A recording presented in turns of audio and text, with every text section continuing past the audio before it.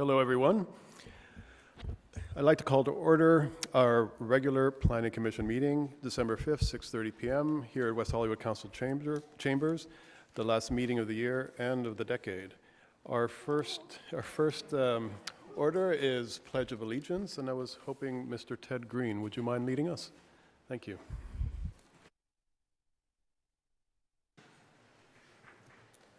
Thank you very much, Mr. Chair. Please stand if you're able and recite along with me.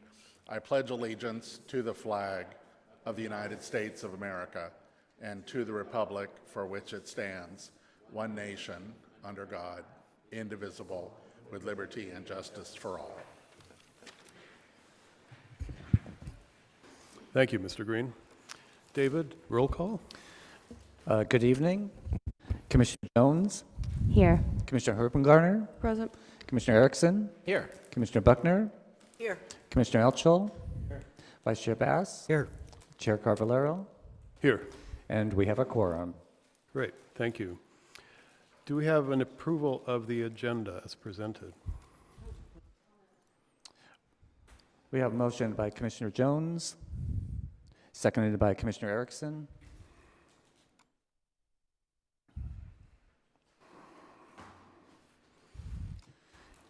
And the agenda is approved as presented. Now I need an approval of the meeting minutes from our November 21st Planning Commission meeting. Do we have any We have a comments, motion by changes? Commissioner Erickson, seconded by Commissioner Hoopengarner. Mr. Chair, I was absent at that meeting, so I'm not going to be voting on the minutes. Thank you.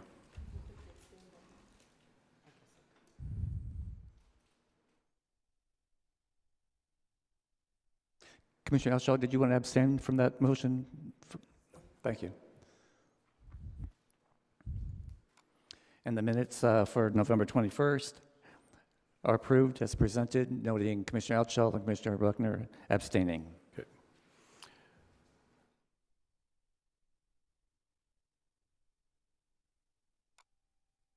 So that takes us to public comment. Do we have any public comments at the time? We do. We have one public comment. Rob Bergstein.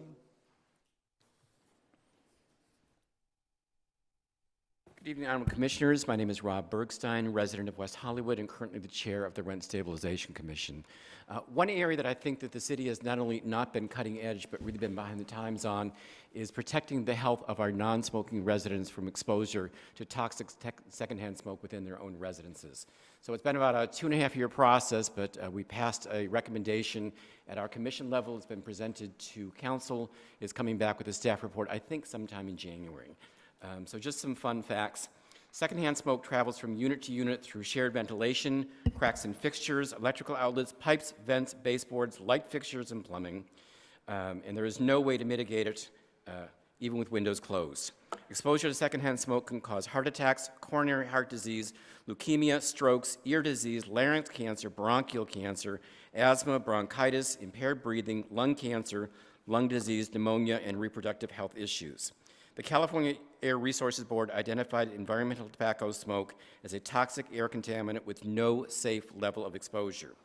The CDC has stated no level of secondhand smoke exposure is safe. It occurs when non-smokers breathe in smoke exhaled by smokers or from burning tobacco products. It kills more than 400 infants and 41,000 adult non-smokers per year.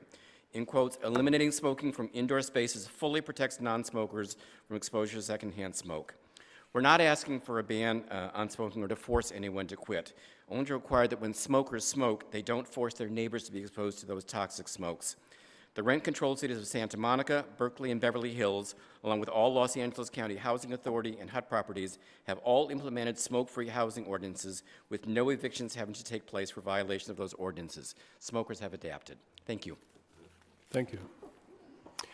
Just a reminder, if anybody wants to make a public comment, there are speaker slips in the back. Please fill one out and bring it to David, and we'll call you when your turn comes up. Director's report, Mr. Kehoe.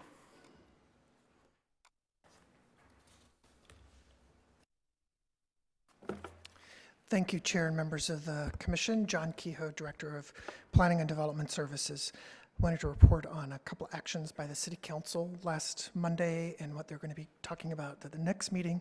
So one item that had come to the planning commission that made it to the city council and the city council took action on was the zone text amendment regarding dwelling unit clarification that had to do with the length of time. So the city council did approve the first hearing on that item. It would exempt single-family homes and condos, but apply to all rental buildings. Other than that, they did ask us to bring back some additional information before the second reading. So the second reading will probably be in January. Also on the council agenda was the discussion item on the RENA, and I believe we got that report to everyone last week. So the council did review the report on the RENA numbers and talked about kind of the frustration that we're one of the good cities, but yet we're still being given a large number of units and how the process has been going. So they've asked staff to write some letters to the SCAG regarding that. So we'll be following up on that as well. Upcoming on the next city council meeting on December 16th, there are several items related to planning issues. One is the designation of 8901 Sunset Boulevard. That's the whiskey, so that's exciting that that's taking place. Also is the zone text amendment. It will be an urgency ordinance item on the accessory dwelling units. That's the item that the commission looked at last week, at their last meeting. So it will be an urgency item at the city council on December 16th. And then another big item, which isn't necessarily planning, but it's the building code. We have, every 3 years, we adopt a new building code. LA County goes through and revises things to comply with the state building code. And it takes them a long time, and they don't really get to it until the very end of the year, which then forces us as a local jurisdiction to adopt it on an urgency ordinance. So we always, every 3 years, we're at council at the very last meeting of the year doing an urgency item adopting the new building code. I don't believe there are any real significant changes in the building code, but we do expect to have quite a number of people submitting their building plans in December in anticipation, trying to avoid whatever the new changes might be. So that's my report for tonight. Great, thank you. Do we have any questions? I have a for quick Mr. question, Kehoe? Director Kehoe. It was just about the sunset item. I'm sorry, I have a hard time hearing over here. What was the sunset item? The designation of what was it? The whiskey, The whiskey. Okay. 8901 Sunset. Okay. Thank you. Yes. The building standards, thanks for letting us know about that. And can you just give us a quick update on where net zero stands in that timeline? It was my understanding some of that went into play come January 1. So we have our own green building regulations that are coming into play, and then the state is updating their codes. I'm not exactly familiar with where net zero applies to that, so I can get building and safety to give us a report at the next meeting. I would appreciate that. Thank you. Thank you, Mr. Kehoe. So items from the commissioners. Do we have any? Please, Mr. Erickson. Well, because we have a full house, we need to make sure we do the public a service by making sure we say something maybe now and then, because sometimes we don't get many people here. So I just want to thank Jimmy Palmieri, Robert Gamboa, and David Reed for standing about couple hundred feet north and doing everything they did on World AIDS Day and reading 15,000 names in 4 hours of everyone who has died from HIV and AIDS. On World AIDS Day this past Sunday, I was able to participate, and it takes a village, and sometimes it takes 3 people to really affect change, and they've been doing it forever, and I really want to thank them for that because it was cold and they didn't have to. But leading into my next comment is I want to say, we lost a really big champion in the LGBTQ community. I was sitting right next to him on Sunday, so it's kind of very upsetting to know that Steve Yanzel has passed on. He died this past week on Monday, I believe, or shortly after, actually, even on Sunday. So to know and to hug your loved ones during this holiday time is something really important because they can be literally sitting right next to you and then you may never see them again. So we lost a real champion of the community, and it's very sad. And then, to go along with that somber note, I want to wish all my commissioners a very happy holidays, early style, because it's our last meeting of the year and of the decade, as our chair said, and it's been a pleasure serving with you, and also wish our lovely staff a happy holidays and the members of the public. So, thank you for coming, and happy holidays. You, Commissioner Erickson. Anyone else? Nope. Great. So we have one item on the consent calendar. Any comments on that? Are we good to file it? Motion by Vice Chair Bass, seconded by Commissioner Jones.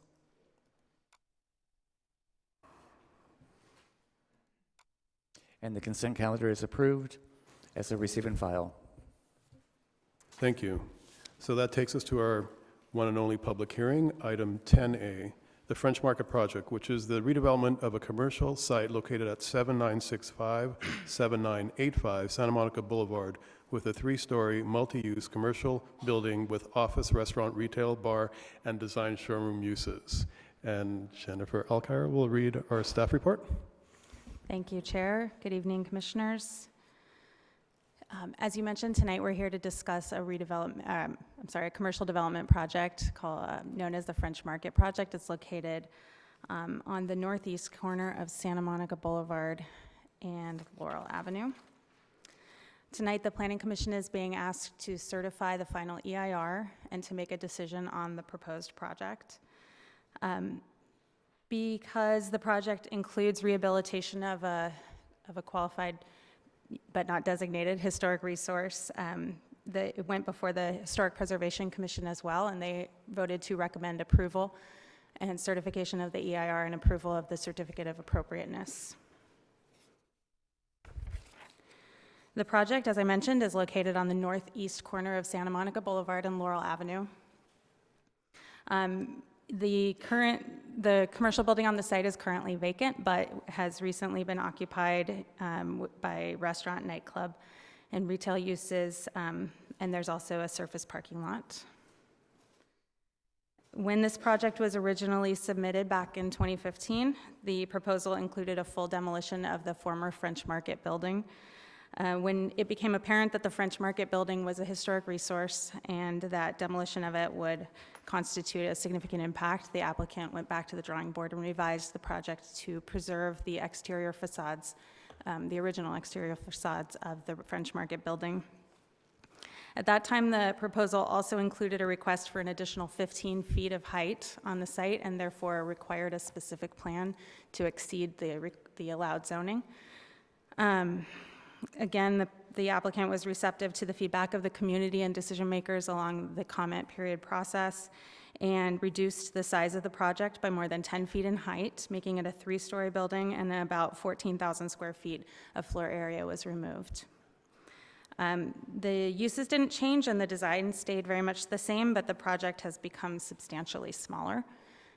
So what is the project now? It is now about 69,293 square feet. It's 49 feet 6 inches tall, which exceeds the allowable 45 feet by 10%, or 4 feet 6 inches, which I'll talk about it more in a minute. It's 3 stories with a mezzanine area to the rear of the property on the first floor. The uses in the building would include creative office above the first floor, restaurant, outdoor dining along Santa Monica Boulevard, retail, wholesale showroom, and a bar in the first subterranean level, 146 parking spaces in the lower subterranean levels, and like I mentioned, adaptive reuse and rehabilitation of the French Market building. So, as I mentioned, the commission is asked to certify the final EIR. This body also reviewed the draft EIR and provided comments. Those comments were responded to and made part of the final EIR. The draft resolution 19-1341, it's the first draft resolution in your packet, includes a number of CEQA findings, and these findings are made by the city to certify that the EIR was prepared correctly and that it properly analyzes all of the potential impacts and weights to mitigate any of those impacts through mitigation measures or alternatives to the project. And as it was explained in the draft and final EIR, the project does not have any significant unavoidable impacts on the environment. So staff was recommending that the commission certifies the final EIR and adopts the mitigation monitoring and reporting program that's part of that draft resolution as well.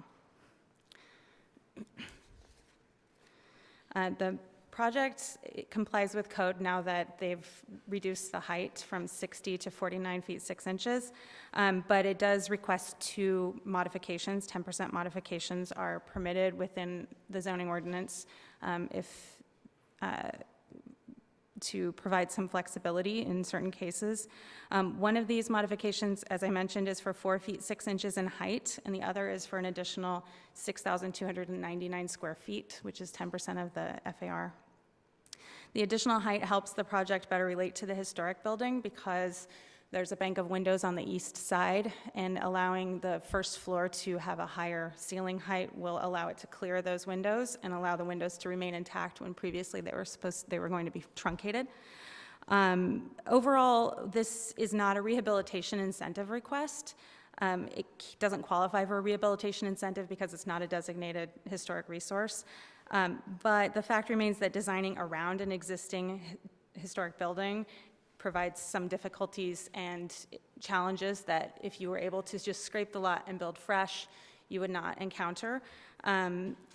So the applicant is working through those challenges, and the modifications they're fairly minor, and as I've explained in the staff report, they don't affect the neighboring properties because they've set the building back, they've ameliorated the massing by the design, and it's in character for the building. So staff is generally supportive of the modification requests. As far as operations goes, the applicant is requesting entitlement for 2 restaurant areas on the first floor. All of the typical restaurant and alcohol-related conditions are included in the draft resolutions. The applicant is requesting a 24-hour cafe on the corner of Santa Monica Boulevard and Laurel Avenue. Staff supports this request. It's historically been a 24-hour or late-night cafe, but I wanted to note that the extended hours business license must be obtained in order to have those hours between 2 a.m. and 6 a.m. The applicant is requesting that the outdoor dining areas are open till 2 a.m. While staff is recommending midnight, it's just being a little bit more conservative, being that there is not an operator identified or an existing business at this site. That's the approach that we generally take.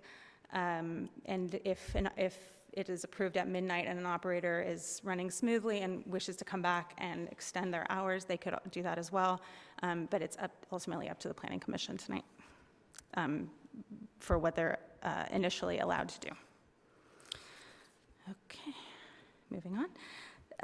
So the project's been designed to be sensitive to the historic resource, as I mentioned. It relates well to the resource. The materials are subtle and effective, using an alternating pattern of glass and perforated metal screening in rectangular forms to break down the massing of the nearly 50-foot tall building. On the north side, the balconies have been removed in a response to some neighborhood concerns for privacy. In addition, the applicant has agreed to provide a frit pattern or frosting on the glass on the north side of the project to further address privacy concerns for those windows above the first floor. All of the outdoor areas are located on the southern portion of the site, both on the roof and on the street level, away from the residential neighbors to the north. And overall, the project provides a successful balance between some of the goals of the city that are often in conflict between protecting our unique and rich history, especially around our LGBTQ movement, while allowing for a more efficient use of an underdeveloped site with a surface parking lot. It enlivens the pedestrian realm with outdoor seating and a walkway through the project that breaks up the block, and allowing more of the French market to be retained and viewed. And overall, staff recommends approval of the project, and I'm here for any questions. Thank you, Jennifer. Do we have any questions for staff at this time, commissioners?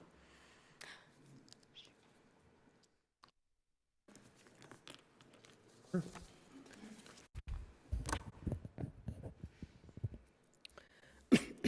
Sorry, I still have a tickle. Do the parking calculations cover the additional FAR requested and any potential space created in the anticipated mezzanines? Yes. Okay, so are the anticipated mezzanines fully included in the current square footage outlined in the staff report? Yes. Okay.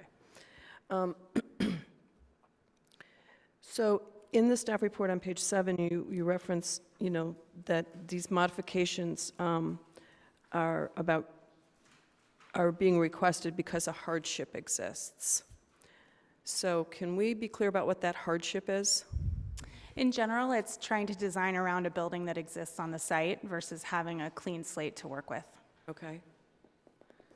I think that's it for my questions for now. Thank you.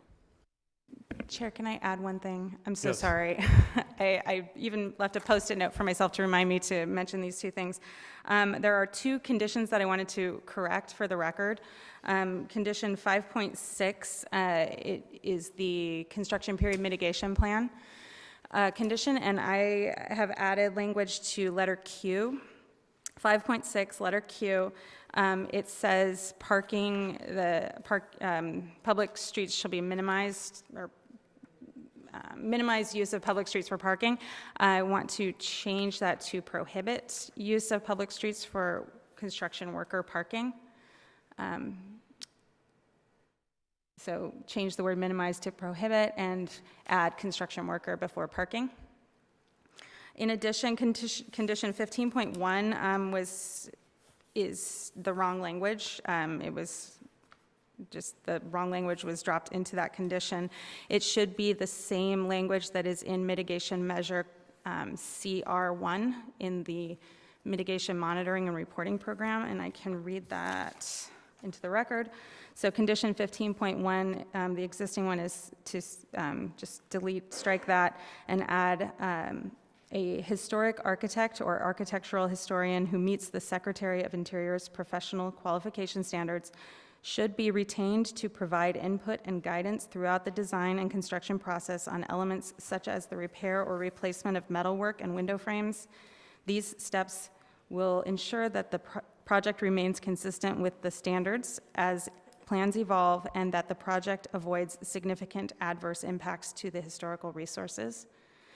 And then finally, there was one item that has been distributed to the commission and is available to the public in the back. It was inadvertently left off of the PDF of the final EIR.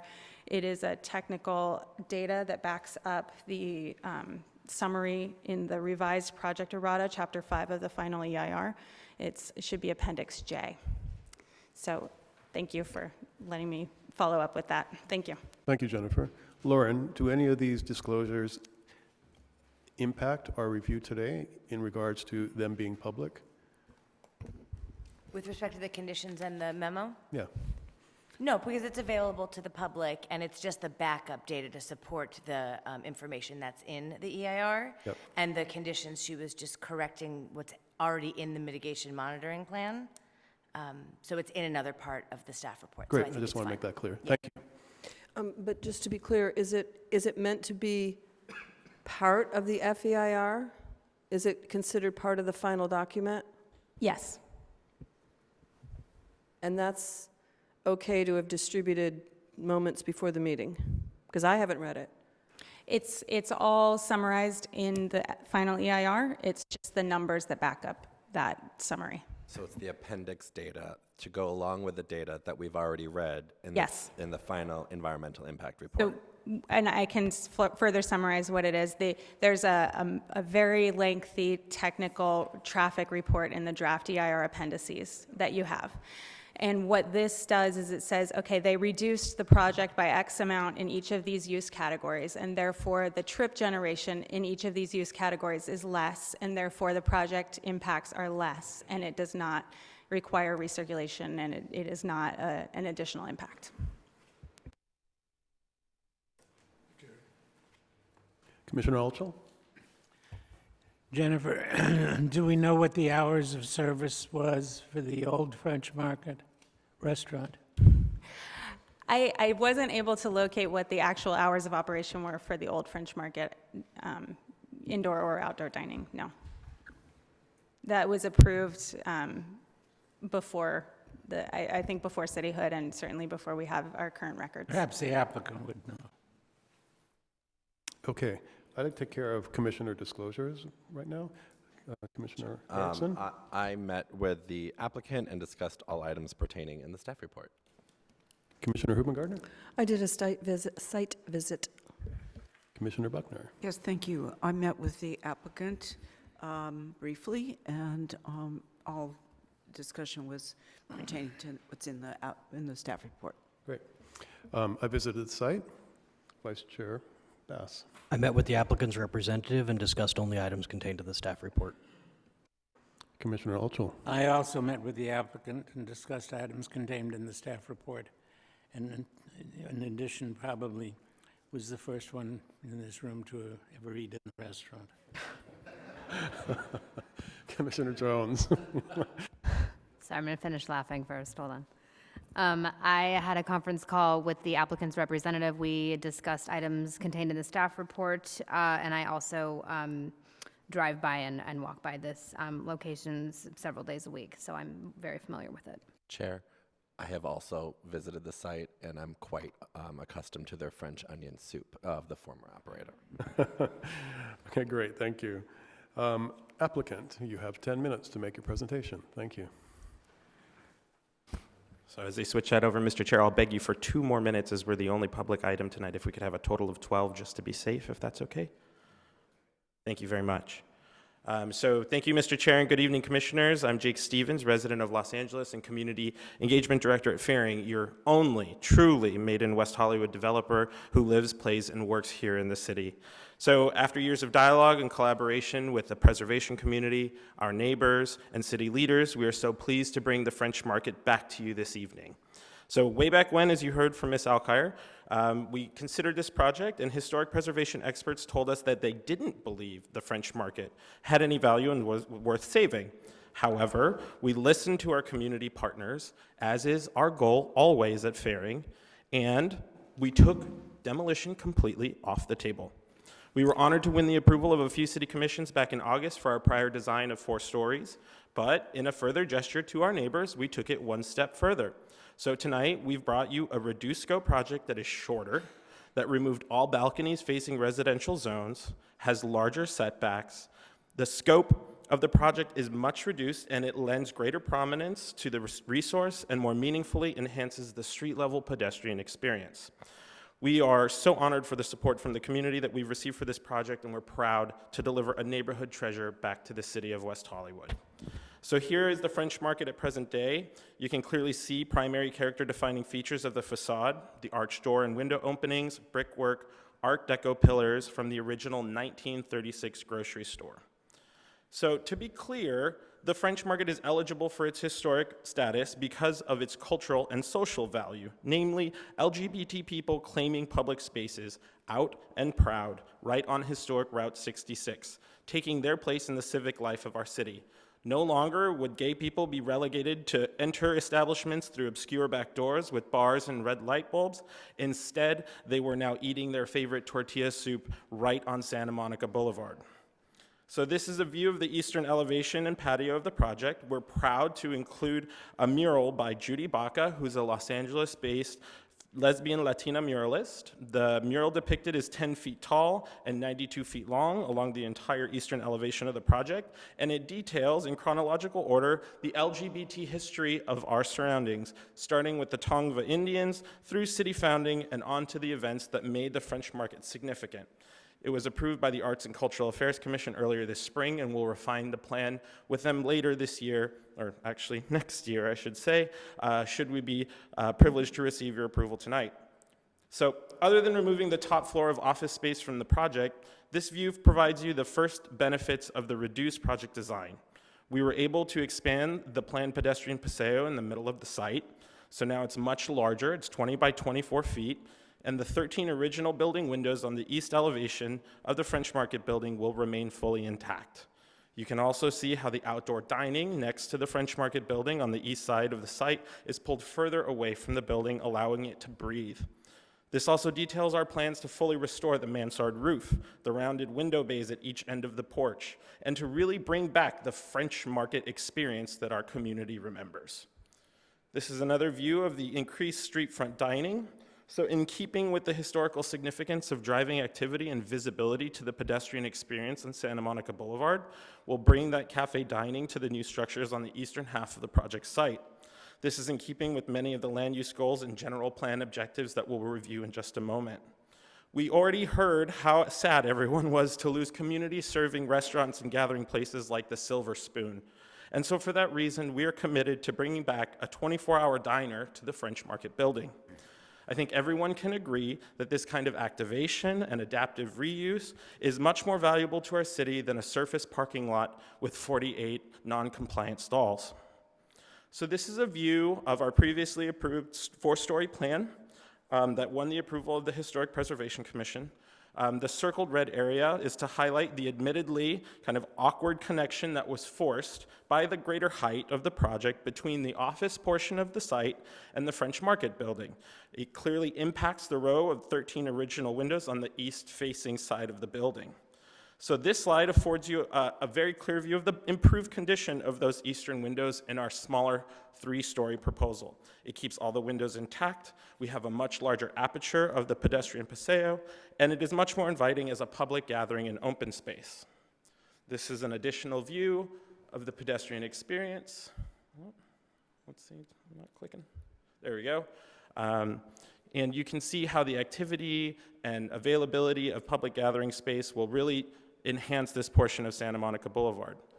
This is a view of the western or Laurel Avenue elevation, which is basically being brought back to original, highlighting the primary character-defining features of the facade like the bullseye pylons, the mansard roof, and the rounded window bays.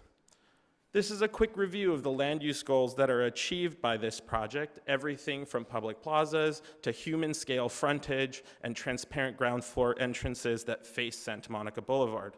We're very proud to join the city in moving Santa Monica into the future, as well as bringing the French Market along with it.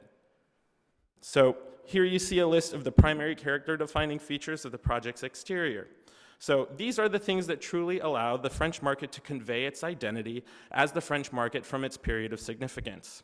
People will know that this building is the French Market forever, not just for the giant letters announcing it on Santa Monica Boulevard, but because the project design features will include documentation, plaques, and on-site tributes that will ensure continuing education for all visitors. This clearly passes the drive-by test. You're going to know this is the French Market for generations to come. This is a quick diagram that demonstrates where those existing character-defining features, those primary character-defining features, are located on the existing building. And then this is just a quick show and tell of the only portion of the existing building facade that we're removing are 2 non-original additions that were added in the 1950s and the 1970s at the north end of the building, shaded here in red. At this time, I'd like to introduce my colleague, DJ Moore from Latham & Watkins, to discuss additional CEQA considerations. Thank you, Jake, and good evening, Commissioners. DJ Moore, City of Los Angeles. There we go. When the project came before this commission late last year for EIR comments, commissioners provided input in 4 primary areas. So we want to make sure that those 4 areas are covered today. First, there was a question of traffic impacts. The EIR fully evaluated traffic on Laurel Avenue and determined that the increase in trips resulting from the project would not cause significant traffic impacts between Santa Monica and Fountain.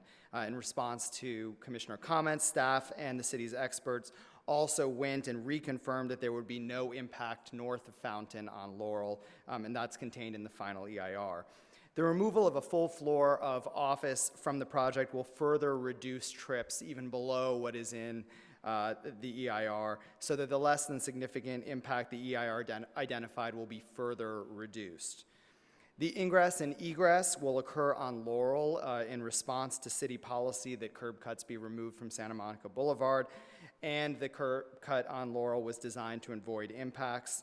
The driveway provides sufficient access for cars and delivery trucks, and in the revised design, all of the loading will be located at the subterranean level.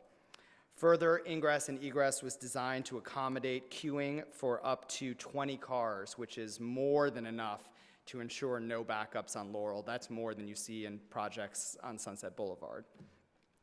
Second, there was a concern over building height. As mentioned, it was previously requested at 60 feet. The height has now been reduced to below 50 feet. Third, there was a concern about a request for a specific plan. That entitlement was needed to accommodate the 4-story proposal. Under the 3-story proposal, the specific plan request has been withdrawn. Finally, there were several questions about historic resources and the historic analysis. I'll cover that in the next few slides. The Cultural Resources Assessment found the building eligible under state and local criteria. At the state level for its association with LGBT activism and public gathering, primarily through visibility at the front patio, and at the local level for its setting on Route 66, and again for being an LGBT gathering place with a visible public presence on the exterior.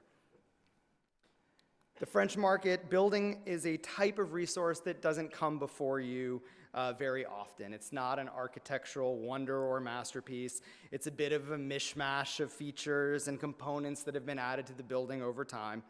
Its significance is therefore tied to its cultural value in the city, which, as I just mentioned, is on the exterior where it functioned as a prominent LGBT gathering space.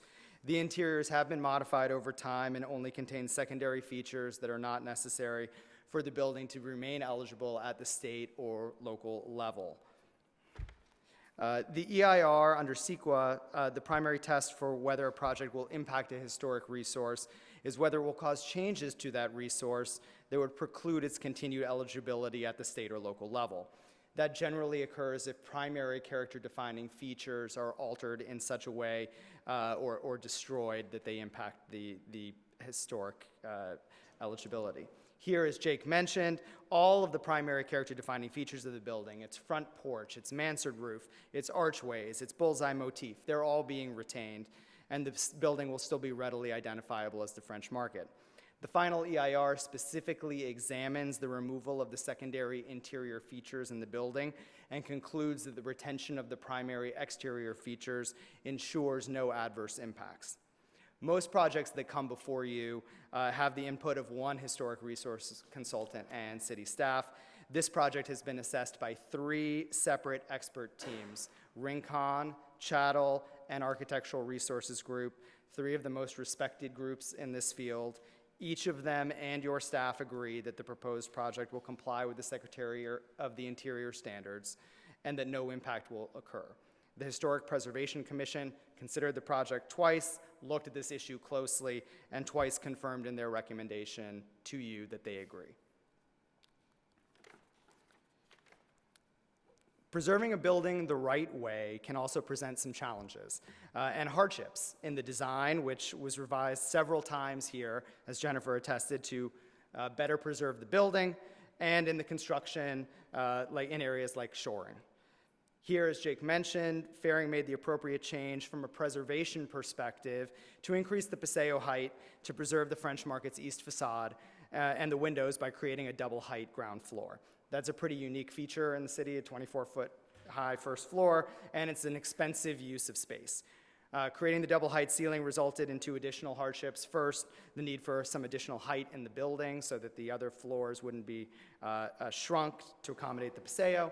And second, it created a really inefficient space on the east side of the building in the rear of the cafe, where a double height ceiling makes no sense over a kitchen and back of house storage area. So Faring is requesting additional FAR to accommodate additional mezzanine office space so that interior area doesn't go to waste and can be put to some actual kind of reasonable use. The project otherwise fits within applicable zoning standards, and we really think will provide a dynamic addition to this part of the city. Sorry, I didn't realize that I was running out of time. The timer wasn't showing up. The only other request that I'll make, just to conclude briefly, if you will, was to allow alcohol service on the front porch until 1:30. The staff is currently recommending, I believe, a midnight cutoff.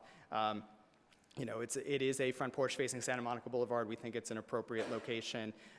This was an active site. We're seeking a 24-hour use here, and so we think that alcohol use, at least until 1:30 in the exterior, is commensurate with that. Other than that, we respectfully request your approval. I thank you for the additional time, and we are here to answer any questions you may have. Thank you. we have any questions for the applicant? Commissioner Elchel. DJ, are you familiar with the hours of operation and service of alcohol of the former French Market on the outdoor patio? We're not, Commissioner Ultra, we weren't able to determine that information. We do know that it was active, at all hours, but I don't, And I mean, food, I know food was being served. food was being served, but I do not know if alcohol was being served on the exterior. Thank you. Thank you. I can attest that I've drank out there at 1:30 in the morning, so I just know from personal effect. Two quick questions. The shaded area in red that you talked about, it feels so weird that I know the space so well all of a sudden. Those were the bathrooms, correct? I believe on one side it was a bathroom and the other side it was an office. Yeah, so not too historically significant there, I would hope. And then it was my understanding also, having been a frequenter of the space, the building was in quite some disarray prior to your purchase, so it wasn't really kept up to standards. So this is historic, and kind of the amount of money that you're putting in to rehabilitate it seems to take place because the owners previously weren't doing that. That's correct. It was not in good shape, and the reason also that you see it boarded up today was primarily actually to address neighbor concerns and security, because unfortunately there were homeless who were camping out in certain parts of the building, and so it's walled off to protect it and the neighborhood. Thank you. Thank you. Thank you. Commissioner Hubengardner, sorry. Sorry, yes. Jake, on your presentation about the changes to the elevations, you indicated there was a previously approved plan and then the new plan. Yes, ma'am. What was that approval from? The approval was from the Historic Preservation Commission this August, when we came to them with the 4-story version, and they were okay with the treatment of those 13 windows on the east elevation. Okay. Not by you. No. Yeah, I was like, what, did I miss something? No, ma'am. Great, thank you. So public speakers, I know we have a few. Please, you'll have 3 minutes. Please state your name and city of residence when you come to the podium. Mr. George Cradle, followed by Rob Bergstein. George Cradle, City of West Hollywood. I was in favor of the project previously, and I'm more so now because we're getting more in terms of historic preservation, especially the east wall, which has been mentioned several times in the course of describing the project. And I think overall, maintaining the facade on Santa Monica Boulevard is exactly what was needed. In terms of historic preservation, it's usually the exterior which is designated and not the interior. So the fact that the interior may be reconfigured, it'll have to be, but one would hope in terms of a restaurant use would be entirely appropriate. Rarely do we have a project in West Hollywood that gets smaller. And I think it's wonderful that in response to the community's request, the project is made 1 story shorter, and the interaction with the neighbors to the north on the back has been considered in the elimination of the balconies. I think overall this project is an improvement over a project which was already good. And it's amazing that the community was listened to the extent that it was. Faring and really should receive credit for this. And I hope that you will approve the documents necessary to move this project forward. Thank you. Thank you. Mr. Rob Bergstein, followed by Jim Banks. Rob Bergstein, West Hollywood. Kind of echoing some of Jake's thoughts. All the years I've been involved with development, going back to the East Side PAC, Faring has been the developer who's consistently listened to the neighborhood concerns. I don't find the building itself to be historic in my feeling, but the usage certainly is historic. I have a not so fond memory of being dumped by a guy I was dating on that front patio over dinner. But they've listened, they're maintaining the shell of the building. They have really addressed some of the neighbor concerns by removing those balconies at the back of the property, changing the glass for privacy, and taking off an entire floor of a building and still making it viable for them is a huge step. And I think it also bears talking about that the center of West Hollywood has kind of been lacking of any kind of an identity. And I think this may kickstart that process, as well as the fact we really haven't had new office space in the city, aside from, of course, the red building across the street and some of the production facilities over at the lot. So this is giving, I think, much needed opportunity for businesses that need office space to come to our center cities. So I hope you'll approve the project. Thank you. Thank you. Mr. Banks, followed by Michael Fisk. Good evening, Jim Banks, 23-year resident of the city of West Hollywood. I'm here tonight to voice my support for the French Market project. I think Faring has thoughtfully revised the design of the project, going above and beyond to make it shorter, more compact, and better aligned with the surrounding neighborhood. The project will reactivate that corner of our city center, which is desperately needed. It will also give a new chapter to the French Market, which is such an important part of our city's history. I ask that you give this project your approval. Thank you. Thank you.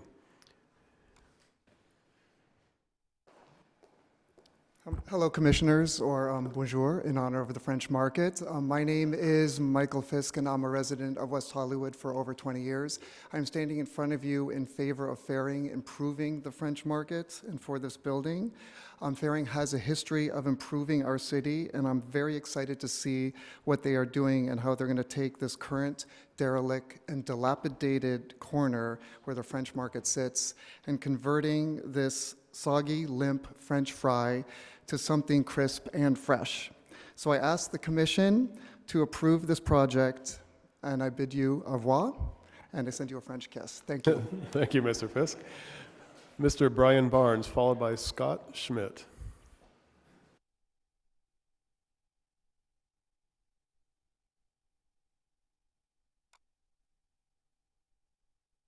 Brian Barnes, West Hollywood resident. Good evening, everyone.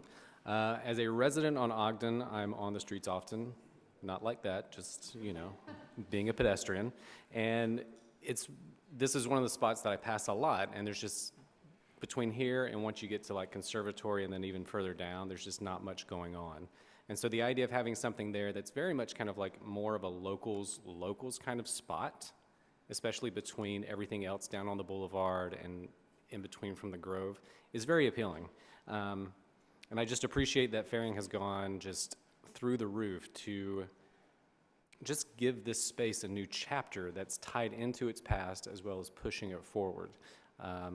And just the consideration they've given in redesigning it, making it smaller, making it more compact as a way to just be mindful of the neighborhood without wanting to be a bruise in the neighborhood, but be something that's actually a part of the neighborhood.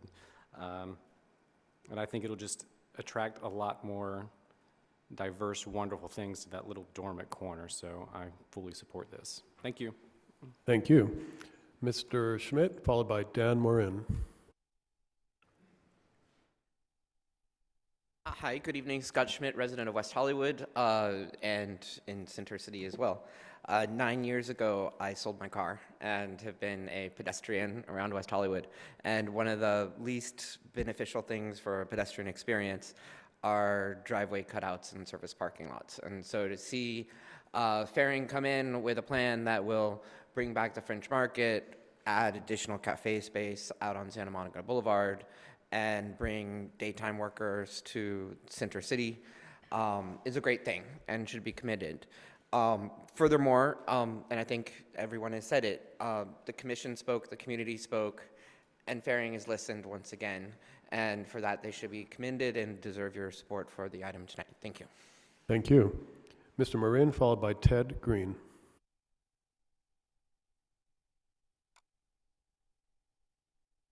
Before I go to Dan Morin, City of West Hollywood, before I get to the subject at hand, I just want to let you know or remind you that on this day, December 5th, in 1985, this commission was created. So happy 34th anniversary. I do my due diligence. Now to the subject at hand. Faring has gone above and beyond by modifying this project. They have listened to the community and responded in spades. The French Market was near and dear to me. I went frequently My late mother loved it. Good food at affordable prices, which I hope the new dining establishment will offer. It was a significant integral part of the gay community and the city. It must rise like a phoenix. We lost too many gay-centric restaurants over the years, like the Garden District, the Carriage Trade, and most recently, Café d'Etoile, let alone the true gay bars which no longer exist. As a 41-year resident of West Hollywood, I fully support this beautiful project, so I urge you to please vote yes. Thank you. Thank you. Mr. Green, followed by Andrew Rekos. Thank you very much. I'm Ted Green. I'm a longtime resident of West Hollywood. I'm also the co-chair of the West Hollywood Chamber of Commerce Government Affairs Committee, and I'm here tonight on behalf of the Chamber. Others from the Chamber might be here tonight. However, at this very moment, the Chamber is having their holiday mixer, and I won the prize, and that's why I'm with you tonight. I want to just share 3 personal connections that I have to this building. One, I considered myself a regular at the counter. I guess I was missing the party on the patio, but I used to sit at the counter. 2, I can claim a small part of the LGBT political history of that building. In 1993, I worked for a political consulting firm specializing in ballot measure campaigns, and 2 colleagues of mine and myself on a pro bono basis met with LGBT activists from the Inland Empire who were fending off an anti-LGBT ballot measure in Riverside, and the logical place for us to have our meetings was at the French Marketplace. And 3, I used to buy all of my saucy greeting cards at Surrender Dorothy, and have yet to find a store with such an inventory to replace that's missing in my life. But from the Chamber's point of view, Faring has clearly gone above and beyond to rescue the French Market building, giving it a new chapter in our city's history. We're appreciative that the proposed design is shorter, more compact, and better aligned with the surrounding neighborhood than prior versions. And this proposal, we believe, will activate a prominent, dominant corner in Center City, something that is so desperately needed. We hope you'll vote yes tonight. Thank you. Thank you. Mr. Rekos, followed by Lloyd Coleman.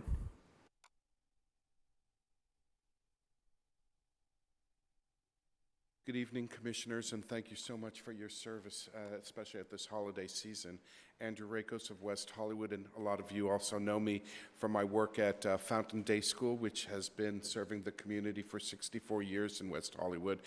I'm also very proud to be the point person with Faring Capital on that project on Orange Grove, and it's an honor for me to work with a company like this that holds in their hand the heart and spirit of so many locations here in our city, and their care in trying to make sure that our history is preserved, our passion, and the things that make us West Hollywood. So I'm very grateful to be part of a whole separate portion with Faring.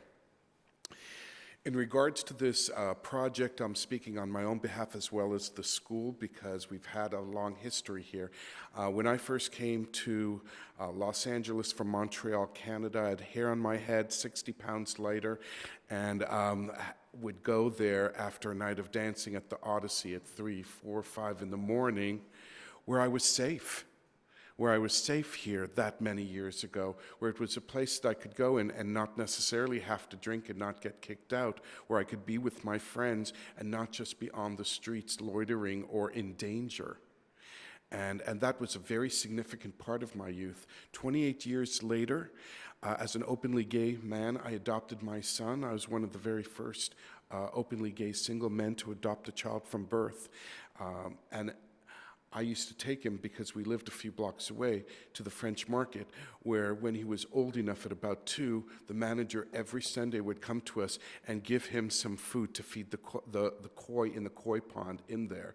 And for 4 or 5 years, we went there every single Sunday because my son wanted to feed the kois. And I want that there for my future, from when I walk my grandchildren there. It would be an honor. But I also want to speak to the 24-hour nature. Some of you also may recognize me. I used to own Who's on Third. I began that over 20 years ago before my son was born, and I managed it for a good 10 years. I would like to request that you give them right away the 24 hours. For a restaurant to be able to operate and figure out their cash flow and their staffing, they need to know that that's a possibility for them, that it's more than a possibility, that that's how they are going to manage their restaurant. If you don't give it to them up front, it's harder for this, for Faring and for whoever is going to be doing the leasing of the property to figure out what their commitment is going to be. A restaurant that is going to commit to 24 hours is very different from a restaurant that is not going to commit to 24 hours. And that's the business restaurateur inside of me speaking. So I humbly request you truly consider this as an essential part of granting this amazing project to the city of West Hollywood. Thank you. Mr. Coleman, followed by Chris Isaacson. Good evening. Nice to see you all again. I'm Lloyd Coleman, part-time resident of West Hollywood. I'm in Arizona right now, caregiving to my mother. But I will be back. But I urge you with all my heart to please approve this project. This is a landmark in our community nationally.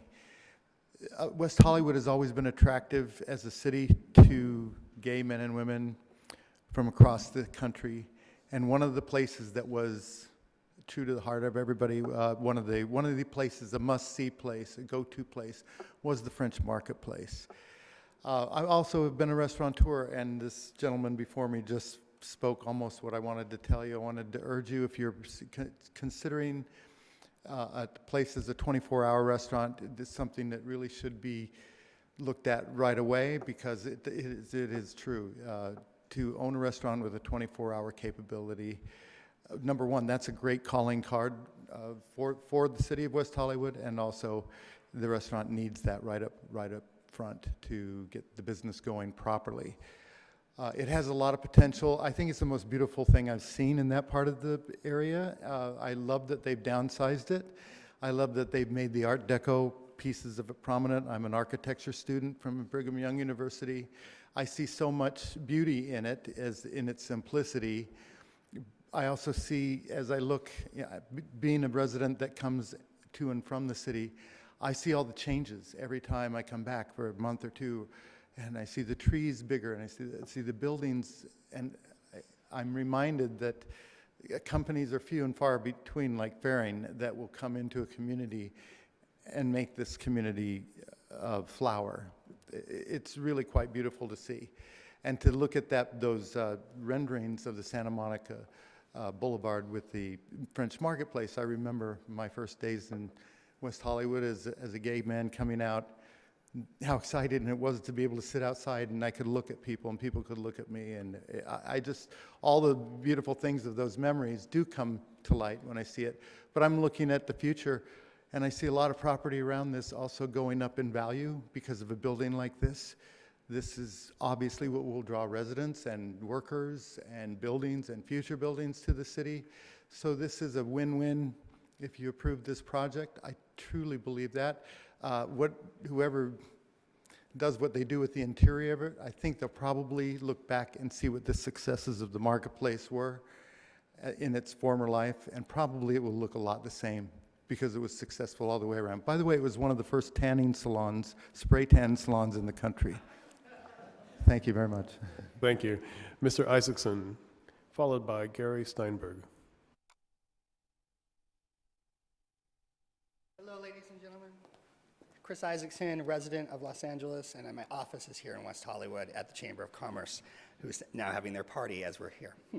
As a young gay man first moving to West Hollywood, the French Market was a place I sought refuge to be with my friends and be in a safe place. And also to meet a lot of old Hollywood on the patio and inside of the bar, hanging out with people like Carol Cook and Angeline and Rip Taylor, all those fantastic people that used to dine there and have lunch there often, was very exciting to me as a young man first moving here to West Hollywood. When I started my business, though, It was also a really great place to have my business located.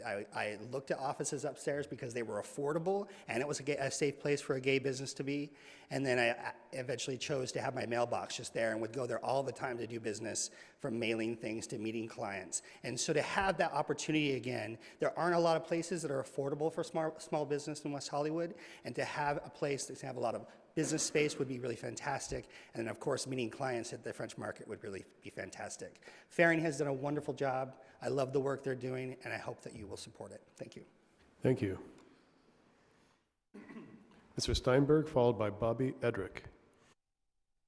Good evening. I'm Gary Steinberg. I am a resident of Los Angeles in Hollywood, and I have spent the last 45 years around West Hollywood working, playing, eating, drinking, shopping, and I've spent time at the French Market going all the way back to the mid-1970s, where I also tried to break up with someone. I don't know what it was about that place. I'm here tonight to support the project. Faring has gone above and beyond to rescue the French Market building, giving it a new chapter for West Hollywood. I appreciate that the proposed design is shorter, more compact, and better aligned with surrounding neighborhood than prior versions. And the French Market will activate a prominent, dormant corner in city center, something West Hollywood could really use. Thank you. Thank you. Mr. Edrick, followed by Victor Omachenko. Good evening. As captain of Bobby Edrick, West Hollywood, as captain of the Norma Triangle Watch, Neighborhood Watch, I am here to support the Faring's plan for the French Market tonight. The proposal will save the historical grocery market building and replace a surface parking lot with top-of-the-line creative office space. We appreciate that the proposed design is shorter, more compact, and better aligned with the surrounding neighborhood than prior versions. The office building part of the project is beautiful, and more importantly, it has been scaled back to truly allow the French Market to remain the most prominent part of the design. Faring has listened and responded to the needs of the community and adjusted the proposal to be very compatible with the surrounding neighborhood. The French Market will activate a prominent, dominant corner the city very much needs.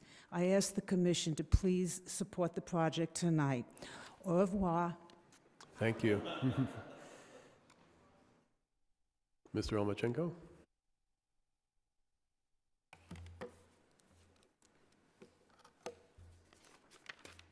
Good evening, Commissioners. Victor Omolchenko, longtime West Hollywood resident, speaking on behalf of the board of the West Hollywood Preservation Alliance, which is our community's nonprofit organization dedicated to historic preservation. We have been, as an organization, involved in this process, working along with Faring to have a project that will fulfill the desires of the community to help preserve our cultural legacy in the city. And we are very supportive of the project, as we were at the August 26th, 2019 Historic Preservation Commission meeting, and then at the November 25th Historic Preservation Commission meeting, where we firmly supported the project and the fact that it was changing somewhat. But what a wonderful situation that even more of the historic aspects of this building important in our city's history, is being preserved. For the West Hollywood Preservation Alliance, the single most important historic aspect of the French Marketplace was that it was one of the very first examples of the gay community dining on a public terrace on a major thoroughfare, our historic Route 66, Santa Monica Boulevard, our stretch of historic 66, without fear or reprisal. That is its role in our cultural history, and that's why we are in support of you as our Planning Commission, certifying the final EIR and adopting a mitigation, monitoring, and reporting program. And just taking, no, I'll keep the West Hollywood Preservation Alliance hat on, but speaking as an individual board member, I live on Laurel Avenue, so as I came to the meeting today, I know you're saying the area, my neighborhood there is, it needs revitalization, and this project will go a long ways towards doing that. But I also want to give credit to the Laurel Hardware. That's now a restaurant, but that's where I used to go and get my electrical supplies and my nails and my paint and that. And yet here, the owners of that new establishment that revitalized Laurel Hardware, they're now a restaurant, but they kept the original signage. And that's very important because you get a sense of history as you go and see it along our historic 66. Now we're coming to this new project. We have the new French Marketplace building coming on board, and the West Hollywood Preservation Alliance believes that this is a great addition to revitalization on that stretch of Santa Monica Boulevard between Fairfax Avenue and Crescent Heights, or what we call the Center City. So thank you for your consideration. Thank you. Now, the applicant has 5 minutes to rebuttal. Do you have any? No? So we'll take that 5 minutes back.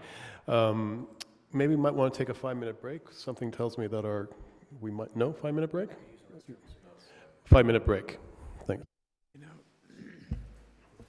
Occurred to me the other day, we haven't seen George Briar's for years. I just feel like the deliberation. I was going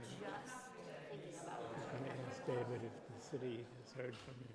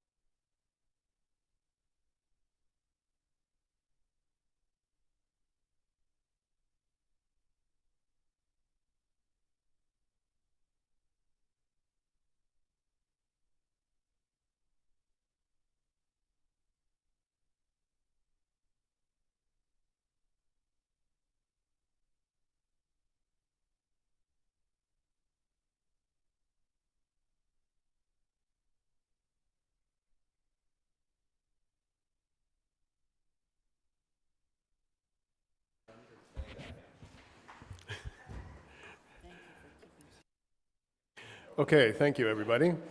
So I'm going to close the public comment, but keep public hearing open in case there's any questions. And we are going to start commissioner deliberation. So who would like to go first? I would. Commissioner Hoopengartner? I do have some more questions. Based upon the applicant's request, one, to increase the alcohol on the outside, on the patio to 11:30 versus staff's recommendation of midnight, or 1:30 a.m. versus midnight. Kitchen 24 has 24-hour operations. What is there? I believe theirs is midnight, isn't it? I don't know off the top of my head, I'm sorry, but I can look that up for you and get an answer. Because I would like us to be consistent in our application. I looked at some of the outdoor dining areas that are in that vicinity. I think Connie and Ted's isn't open that late because the restaurant itself isn't open that late. Laurel Hardware, I believe, is midnight. It's also adjacent to residential, so it's a little bit different circumstances. But I didn't look on the west side, so I can check on Kitchen 24. Just given that it's the same, 24-hour operation, and I mean, I was at the original neighborhood meetings on that because it's just around the corner from where I live, and I do seem to recall that we had that conversation and they agreed to midnight because people were concerned about the loud noise outside, in the, to spilling over into the neighborhood. So that would be one of my concerns about that. And that we are consistent in our application for 24-hour operations.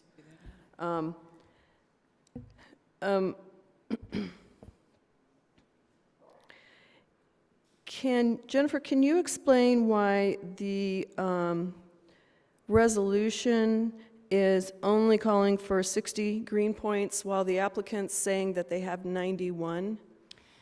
60 is the minimum required for the entitlement. They are not asking for any incentives for green building, and so if they were to adjust their green building points, they would still need to meet all of the building codes and all of the energy standards in the new building code, but to hold them to a higher standard when they're not required for that for any incentives, I just put it at the minimum requirement for the entitlement.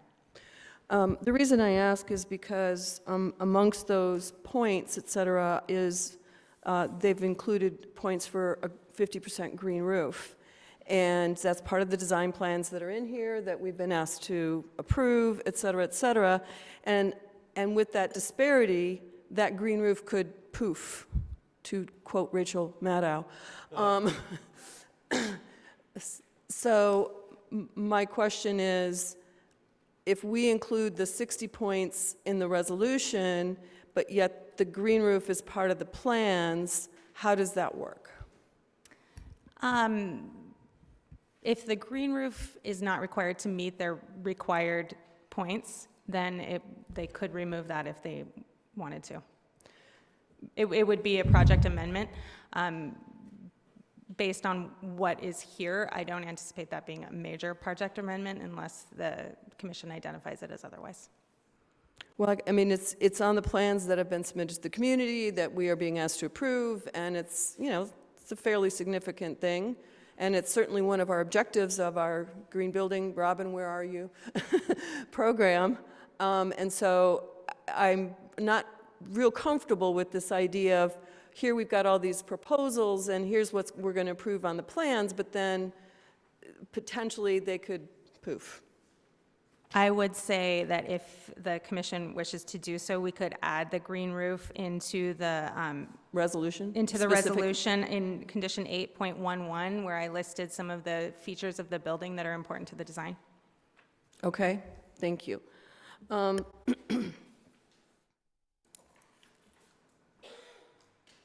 So this is a question partly for legal, and this subject has come up before, and it's the famous spaghetti factory.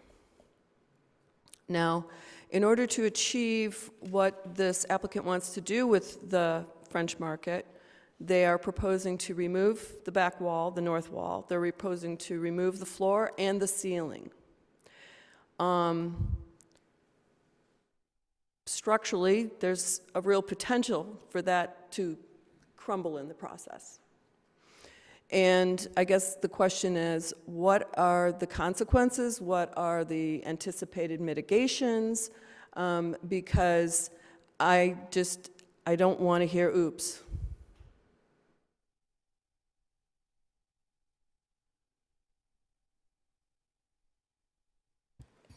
I mean, they will, so as part of their building permit set, they would need to provide us with the shoring and preservation plans that have been developed as the condition and mitigation measures say by a qualified historic architect or architectural historian along with their structural engineers.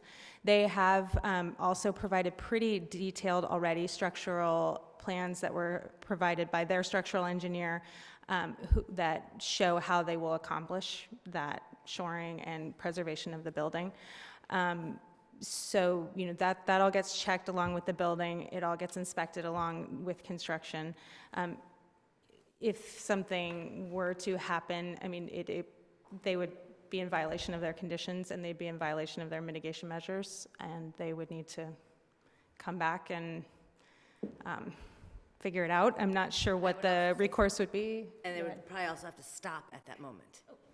I mean, everything would stop and we would have to assess the situation. I think it's not a common situation, but as you point to an example that happened. Well, I mean, you're close by talking about drilling down 3 stories, and then, you know, I can see those 3 walls potentially just falling into that nice big hole, and then, you know, everybody's lovely French market is gone. And so I want to make sure that we're mitigating that effectively, because it's obviously such an important component of what we're being asked to approve.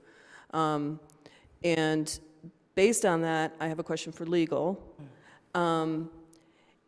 If the factory had come to us and they had proposed to remove one wall and the roof and the floor, there's no real floor to the factory, but the floor, would that have met the standards?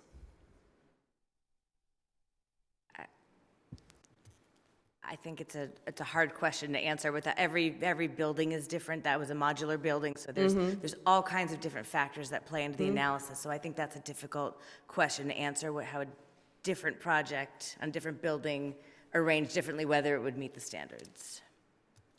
Yeah, Jennifer. I would just add that the original project that was determined to meet the standards and was approved by council and for which we certified a final EIR in that case involved the truncation of, I think, 40% of the building.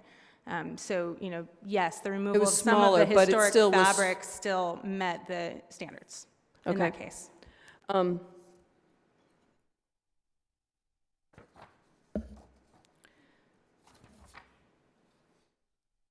The last question was for the applicant, and this is back to speaking to the structural issues we just discussed, because Robertson Lane did come back to this body because it turned out that what was originally approved was structurally untenable. So I guess my question to them is, what level of certainty do you have that this that you have presented to us is in fact constructible?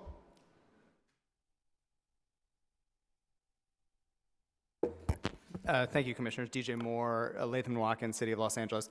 First, I just wanted to clarify, the Robertson Lane project, I don't believe came back because anything was structurally problematic with the preservation program. Not the preservation, there was a structural problem in the hotel that had to remove the cantilever and et cetera, so that was what I was referring to. I don't believe that had anything to do with the historic resource No, it at didn't. all. Yeah, there was a change in the design of the hotel building. Also wanted to, just before I answer your question, wanted to follow up on the Kitchen 24 issue. My colleague went out and called Kitchen 24 just to confirm, and they serve until 2 a.m. on their porch. So, at least that's what they say on the phone. I can also. So that's that. I'm apparently going to be a big drum. As far as the structural issue goes, same question was raised, obviously, by the Historic Preservation Commission. You know, that's sort of in their purview. They were very focused on that issue. And two structural engineers submitted studies demonstrating that it was fully feasible to preserve the walls and excavate beneath the building, and those documents are in the record and were part of the HPC's approval of the project. So that's already been thoroughly vetted by noted structural engineers. Okay, thank you. One last question then for legal, and this speaks to the process of certifying the EIR. So HPC has voted, I think it was 5-2, to approve the portions of the EIR that related to the cultural resources. What are the requirements for this body when we are asked to certify an EIR? We are being asked to certify the entire EIR. Are we bound by the vote relating to the one chapter of the HPC, or is that a guideline? They're a recommending body to you. You are the decision maker on the EIR, and so it's up to you to make the findings, to understand the evidence, and to vote as a body that all the appropriate findings can be made. Thank you for your clarification. Because a majority of the HPC approved the project to then come to us. No, they're They a recommending body on a approved. certificate of. Can you explain Jennifer was what there. they Maybe did? I'll let her Because I speak. think what she's trying to say, and please correct me if I'm wrong, there were 2 no votes, but the majority of the body approved what was before them. The body speaks as a body. Exactly. I'm sorry. Yes, that is what I mean. Parliamentary Action. procedure. So the action was approval, and the no votes. Considering what she's saying. They had a perspective, and you can consider their Exactly. perspective as experts in the historic The body voted field, to but the approve. body's recommendation was to recommend approval. Inasmuch as it's a recommendation, they could recommend that they support it, and we could say, well, we don't. Correct. You Because are it's a the ultimate recommendation. decision Or maker. vice versa, they could say they don't recommend it, and we could still find that we do. Okay. You weigh all the evidence that's before you to make your final decision.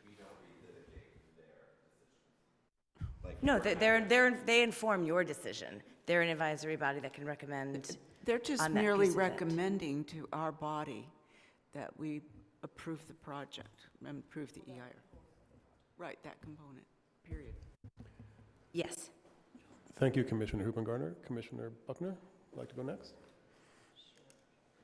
Thank you very much. Well, first of all, I want to thank the public for their comments and taking speaker slip and giving us a little bit of the history of the building, because I didn't know all that. And I love the personal stories because it gives life to the building and makes it even more important for me to want to retain the culture, retain the whole facade as a cultural resource. I particularly loved Victor's comment about Laurel Hardware being across the street, and I think that but that project and also this project is going to activate that portion and probably bring more development into that area and begin to activate that entire portion of Santa Monica. So that's pretty exciting because it really needs it, and I'd like to see a lot more pedestrian kind of activity in that area. So I look forward to that. I want to say ditto to the public for their acknowledgement of Fairing and their Fairing's willingness to listen and make changes that were more appropriate to the building, and acknowledging maintaining the facade and knowing that and waiting to find out about the cultural resource aspect before they went forward with the change in the development. So as usual, I think Fairing has been an awesome participant in our city, bringing very interesting and beautiful projects. I know that if those walls need extra shoring up, they'll make sure that they get shored up so that they'll have engineers on site and make sure that we don't lose that part, because it's an important aspect to this particular project. I want to speak about the alcohol on the outdoor patio. I don't have any objection to it, but I think that maybe what we ought to do is give a conditional approval for till 12:30 or so, and then see how it's working in the neighborhood, and then have them come back in 6 months, and if everything seems copacetic and neighbors aren't complaining about noise, people moving around outside, and 1:30, 2 o'clock at night, perhaps we can extend the hours for alcohol service on the outdoor patio. I don't think that. I know that there's been projects before. 2 o'clock is the end of the time to be serving alcohol, so I don't think serving alcohol till 2 o'clock is a good idea. I think it needs to stop so people who want to remain there and gather with their friends, they could go back inside and continue drinking until 1:30 or 2, until such time. So I'm not prepared to support that unless I hear consensus from the rest of my colleagues here that I might be off base on this. So I'm prepared to go ahead and certify the EIR and to the other 2 resolutions and move forward. I'd like to hear from other people, though. Thank you so much. Thank you. Commissioner Olchel.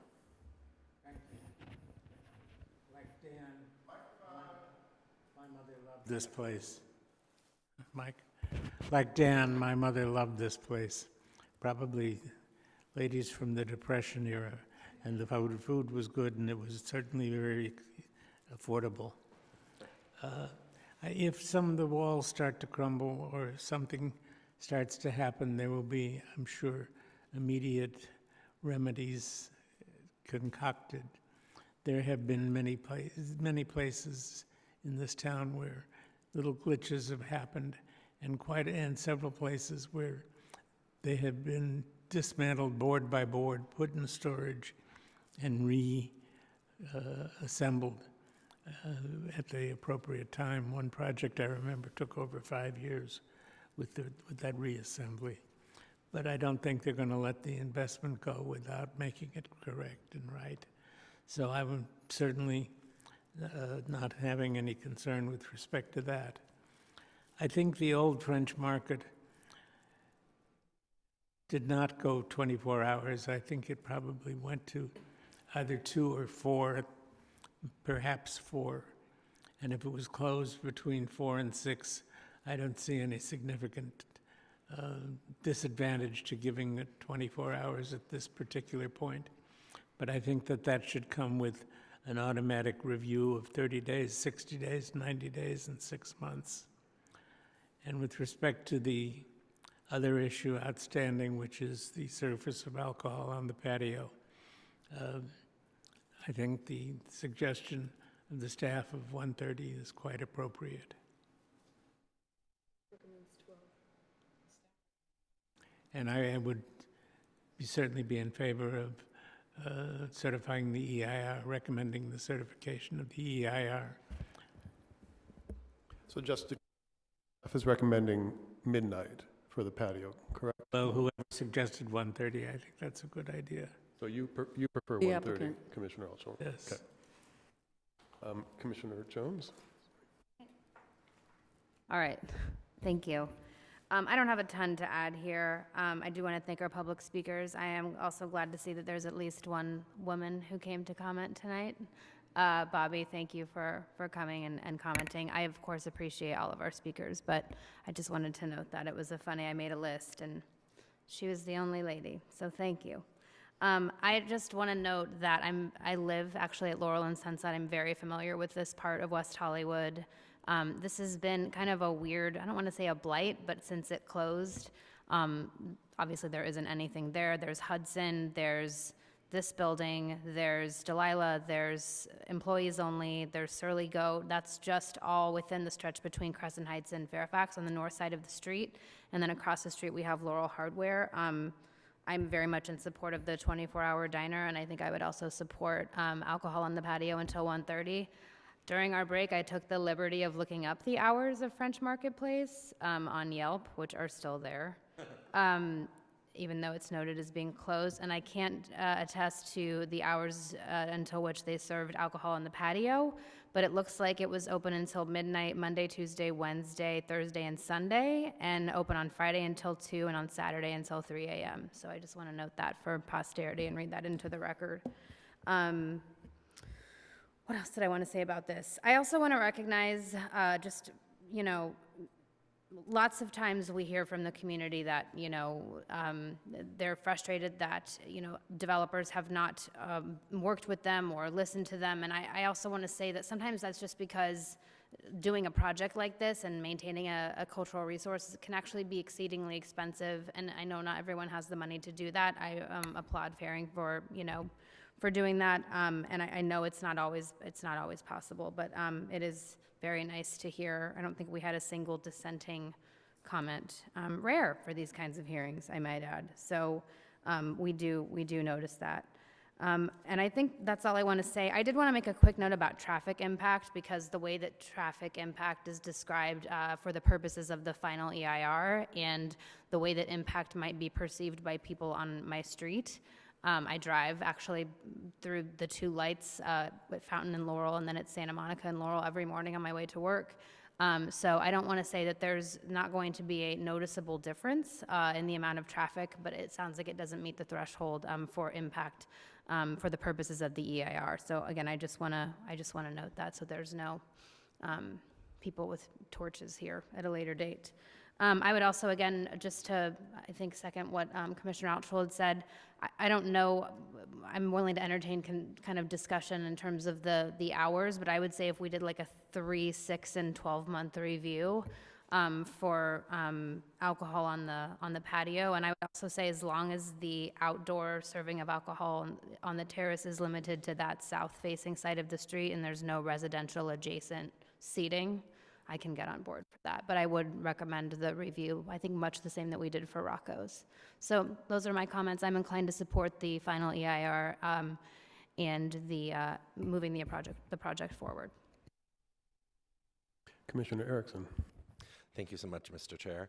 I too want to thank all the members of the public that came out. Like Ms. Jones, I do take notes about it. And like with the previous fairing project, they didn't get it, and I checked back because I take very copious notes. You had not a single dissenting voice that time as well, so kudos. And I think that speaks fairly certain to the type of developers that we oftentimes discuss up here when we say there are good individuals that come before our commission that really get to know what the community is and who the community is, and then there are bad ones. We'll leave it at that. But I want to say that I moved to the city 10 plus years ago, and I worked for the city at the time as an intern. And this is one of the first places that Fran Solomon took me for lunch when I started as an intern in the council offices.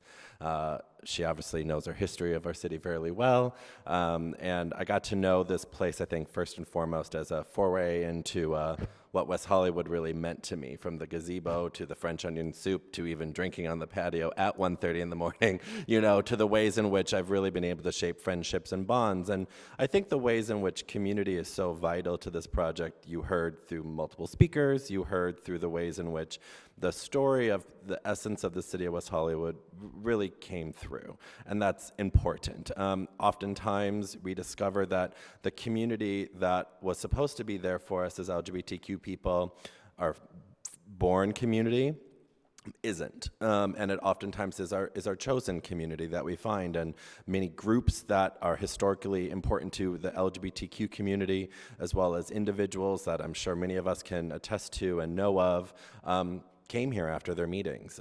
This is what my PhD is in. I study community, LGBTQ community, and especially response to conservative religious governments and traditions, and a lot of places do mention the French Quarter Marketplace in my interviews.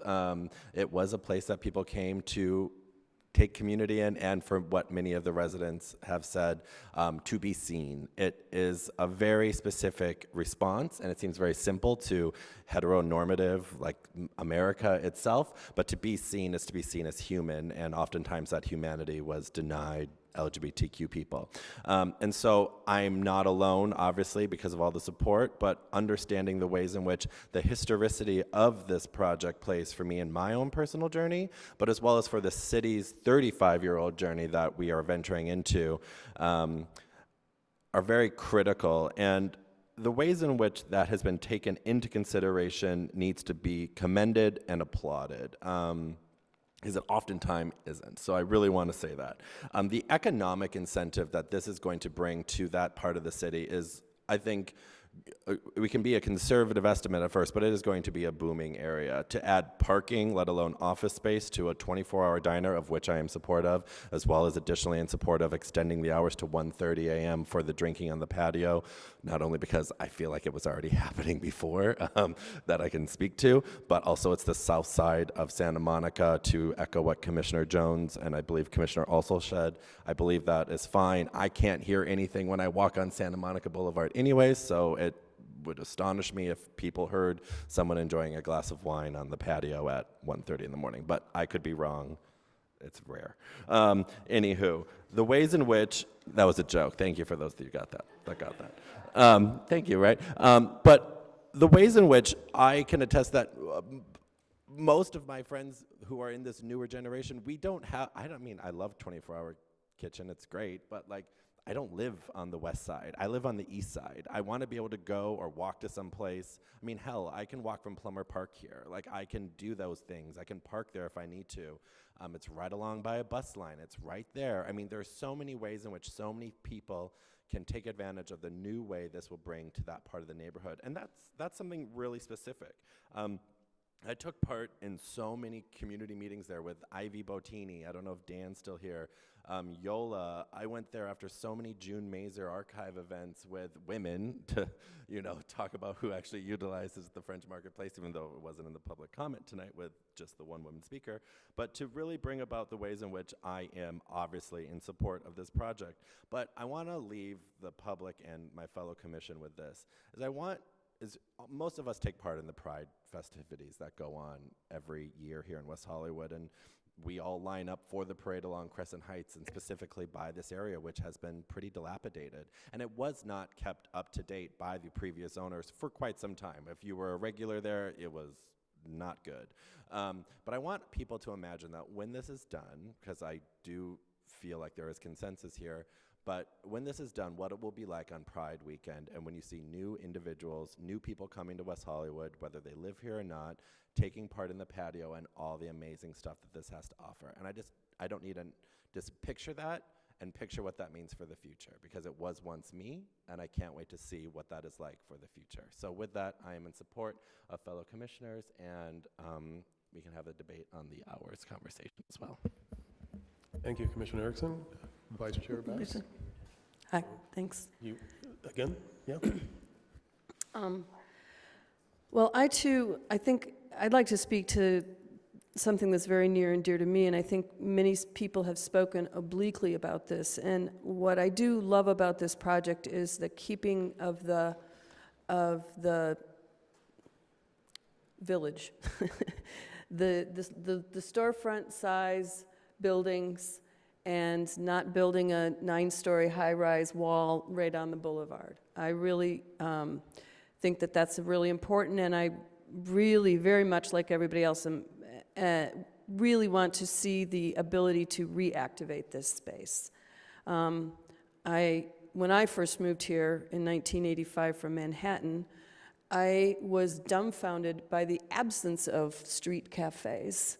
And we had more street cafes on Columbus in Manhattan than we did here in anywhere in LA. Thankfully, codes changed.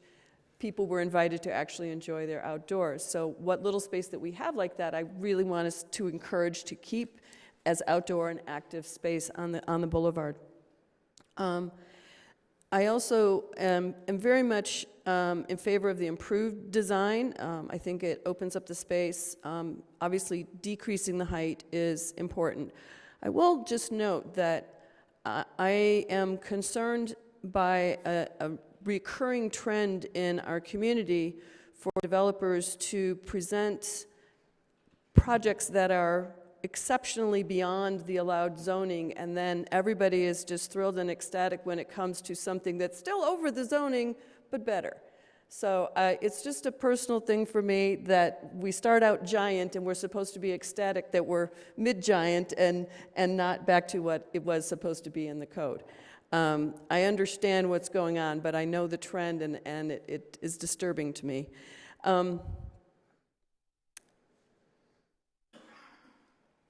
Having said that, one of my things we're being asked to do is to certify the CIR and to make the findings in the staff report and approve this resolution. And I'm having a problem with one of the findings, and that's number 10 on page 7. That says that I find that new additions adjacent to or related to new construction will be undertaken in such a manner that if removed in the future, the essential form and integrity of the historic property and its environment would be unimpaired. I'm having a very hard time getting past that, because to me, once all of that is removed, I've got a 3-sided building with no roof. And I'm not sure how I can make that finding. And I'm looking for assistance from legal, how that would happen.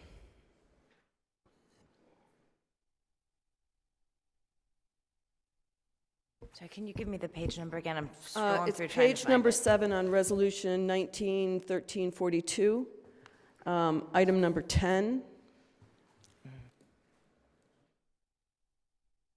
It says, new additions and adjacent or related new construction will be undertaken in such a manner that if removed in the future, the essential form and integrity of the historical property and its environment would be unimpaired. And we're talking about removing the floor, the ceiling, the roof, and the entire north wall. And that's my concern. So I'm going to address that, if that's okay. So the general way that we would make the finding is as it's written, but to sort of summarize and explain, the Secretary of the Interior Standards has a number of different types of projects that they apply to. And there are some projects that are restoration, that are very specific to restoring the fabric of the historic resource. There are, the different types of projects. So that said, this is for rehabilitation. And rehabilitation has been understood, if you look at the intent of the Secretary of the Interior standards, there's a new set of guidelines that were published in 2017, and it's pretty clear, if you go to those standards, that the intent for the rehabilitation standards is to provide sort of a new life for these buildings, and to not necessarily be taken letter by letter that it has to be exactly the way it always was. Adaptive reuse is going to change a resource in certain ways, and some of those ways are not reversible. So there are certain aspects of the project that are not reversible necessarily. They could potentially reconstruct the roof. The roof is non-character defining. It could, if they wanted to remove the larger building, they could reconstruct a bow truss roof that's not original. They could reconstruct the floor. I mean, they will reconstruct a floor, obviously. They're not going to just leave it open to the parking. They will reconstruct it. The rear wall of the building, as we talked about, was already replaced. It was already taken off, and other things were added, bathrooms and an office. So those aspects of the building aren't original already.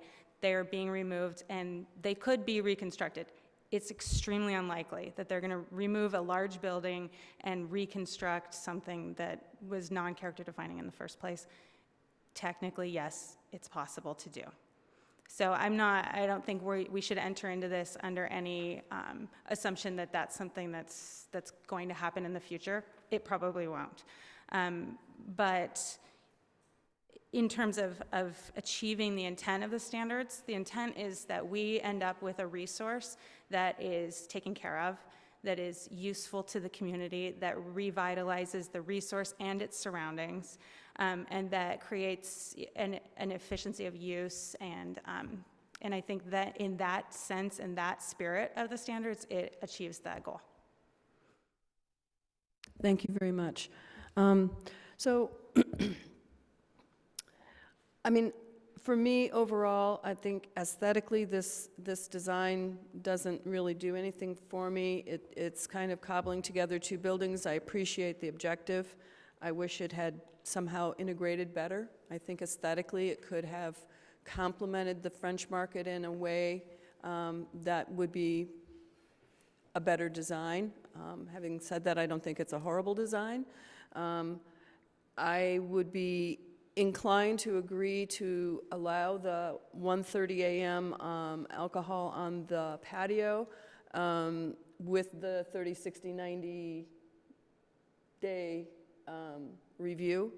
But I don't know if there's a way to modify the resolution in a way that says that review is, if there's a way to enforce the tracking of the items. We've had some past, with Catch, for example, we had some incidents in the past where it turned out that there had been a number of reports to the sheriff, but they weren't added to the code enforcement records in terms of incidents, and therefore when they came to this body, they said there weren't any problems, when in fact there had been a lot of reports to the Sheriff's Department. So I would want to make sure that actual data is collected in a way that we don't just get a rubber stamp report, that we're actually actively protecting the community if they are reporting, Mike's moving in and out. If neighbors and citizens are reporting incidents to the sheriffs as well as to code enforcement, that both of those statistics are brought back and not just code enforcement. Because I know a lot of people in my neighborhood hit that voicemail at code enforcement and they hang up and give up, okay? But I've told them to, dial the sheriff. But if those statistics go missing, then that's a problem. You asked if there was a way to add that to the condition, and we can specify that that planning staff can check with code compliance and with public safety, who has a direct connection. Thank you. And that's all my comments. Thank you, Commissioner Hoopengartner. Vice Chair Bass.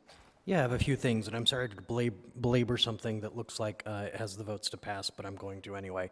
A question for staff on Commissioner Hoopengartner's concern about the walls falling in and that being a character-defining feature. Does the language in 8.11 already kind of cover that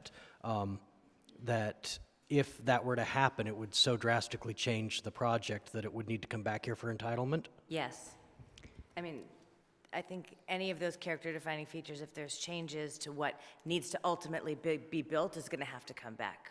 So that's a pretty big incentive not to have when I was on the Public Facilities Commission and somebody would come to ask to have a street tree removed, all of a sudden if we denied it, all of a sudden a construction truck would hit it on accident, and we were concerned about those things, and I think that would be a pretty big incentive not to have such accidents. It's not just a matter of amending the project, it would be a matter of completely changing the EIR. Okay. Yeah. Okay, thank you. I thought that covered us, but I wanted to make sure on that. And also, I kept reading on the resolution as far as the findings when Commissioner Hoopengartner brought that up in condition 10, or the finding number 10, your suggestion of them rebuilding the floor and the walls and that sort of thing actually is in the very next paragraph in that same section, that language. So I think that covers, not only are you just explaining it to us here, but it's also written in the report. So we're all telling stories. I'll tell you that, well, not all of us, but many of you have told stories, and I've appreciated hearing those. The first time I came to Los Angeles as an adult, it was to interview for a job, which eventually led me to move here. I'd never been here except on a family vacation to go to Disneyland when I was a child, to Southern California. We went to Universal too, so that that's why we made it to LA. But my first night here, the night before the interview, I walked into French Market. So it's technically the very first place I ever ate in Los Angeles, and interviewed for the job the next day. Obviously got it because I'm sitting here now. So the French Market was my introduction to West Hollywood, quite literally.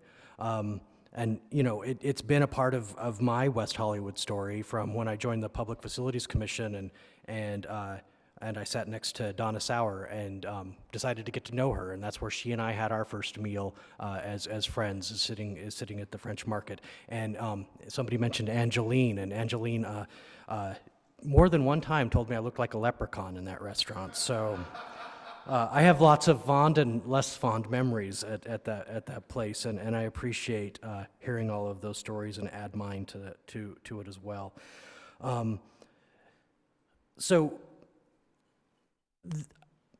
Outside of the meeting, I had mentioned because the art project, the mural, that was presented previously. I mentioned that I liked the ideas that they presented, but I would like to have more of a local flair on that mural. And so I was really pleased tonight, even though that goes outside of our jurisdiction, that's Arts and Cultural Affairs that gets to look at what that mural is. I add that to the echo chamber here of adding something new of how Fairing actually listens to what the public has to say, is that they heard that, and I don't know if I'm the one who influenced that or if many other people said that, but I appreciated seeing tonight that that mural is going to reflect the local LGBT history and not national figures, because I think we have a very great story to tell here, and I do appreciate Fairing another example of how they listen. I believe that this restaurant should be 24 hours. I support staff's recommendation on that. I hear my colleagues saying that they're generally inclined to go to 1:30, and I have no objection to that. I have no strong feelings one way or the other, but no objections that would stop me from supporting that. And I believe that is the end of my comments, and I will support this project. Thank you, Vice Chair Bass. Jennifer, and maybe Jake, just have you had conversations about what the construction process is going to be like when you try to save these walls and the roof line? I would think that you'd be taking the windows out before you do any demo. I would think that you'd be taking the mansard roof down before you do any demo. So all that'll be left standing will be the masonry walls. And I'm assuming you have fairly detailed drawings of all those walls in case a disaster happens. So the walls could be recreated, and all the defining features could be placed in a new wall if something goes wrong, which I don't think it will. But have you had this conversation? Have you thought through this process? Yeah, so we've had some consultations with two engineering firms, Safali and Engelkirk, and so they provided detailed shoring diagrams that were examined at Historic Preservation Commission explaining exactly how that would work. I can't speak to the order of what comes out. That would be, under the direction of our certified architectural historian and the folks that would be on site daily monitoring and directing the process. But I can tell you we've put them all in a room. The diagrams have been provided and the shoring narratives were all explained at HPC, and everybody is very confident that we can successfully shore the three facades and maintain everything in place as described. Thank you. Great comments from the commission. I'm just going to make one last comment about the design approach. I've always been very appreciative of Fairing's design approach to this project. Early on in the design process, last summer, your project presented the Prada Foundation as a design precedence for this project. And like the Prada Foundation, I agree that a clear architectural language that distinctly juxtaposes existing from new is the correct way to go. Because in that way, the two can coexist and we don't commingle our past with our future. So I quite like and support this juxtaposition of language, and I think the two complement themselves really well. I actually think that this is the measure which any project that tries to combine a cultural resource should go by. The idea of replicating the past has always been problematic and always looks kitsch and, you know, has an amusement park kind of feel to it. And I definitely don't want to see that. I don't have any issue with the FAR and height requirement, given the very careful crafting of a new building around an existing building. I know the complications. I know that's not easy to do. And for those reasons, I think the minor modifications are not an issue. And I also like the scaled-down version of this project. I think it fits much better with the neighborhood. And while it still sets a good high bar for further developments along Santa Monica Boulevard. So those are my comments, and I'm ready to vote. And we have a motion on the table. Commissioner Erickson, would you like to let us know what the motion is? Yes, thank you, Mr. Chair.